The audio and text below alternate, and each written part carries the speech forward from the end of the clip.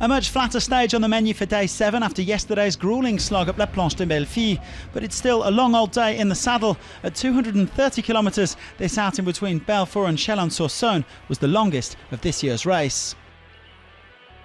Two familiar faces in the day's breakaway, Johan Alfredo and Stefan Rossetto, who've already clocked up over 200 kilometres out at the front on this tour. The peloton letting the gap yawn out to a maximum of 5.5 minutes, setting a rather leisurely pace in the first few hours of racing. But danger is never far away on the Tour de France. A nasty crash here for TJ van Garderen, who'd already dropped 6 minutes on the GC favourites yesterday. The sprinters team's keeping a close eye on the two men out at the front, but this one was always going to finish with a bunch sprint.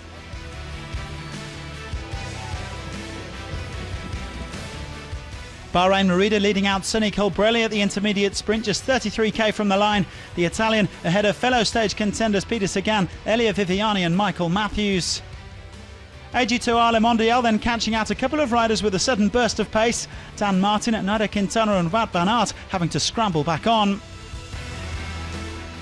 Rossetto and Alfredo were finally reeled in with a shade of a 12k to go.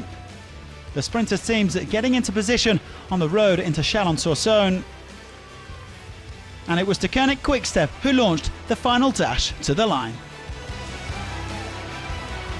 Here goes Groenewegen, Viviani, Ewan, Caleb Ewan, Peter Sagan. It's Groenewegen. It's Groenewegen.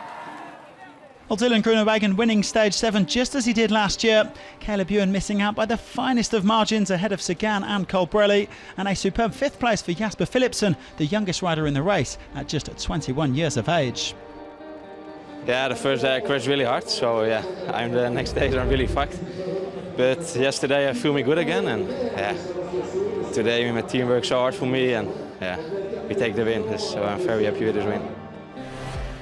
Well, Groenewegen was tipped for big things ahead of this tour, but made a nightmare start with that crash on stage 1. Mike Turnison got the yellow jersey on his teammates' behalf, although he took a spill today.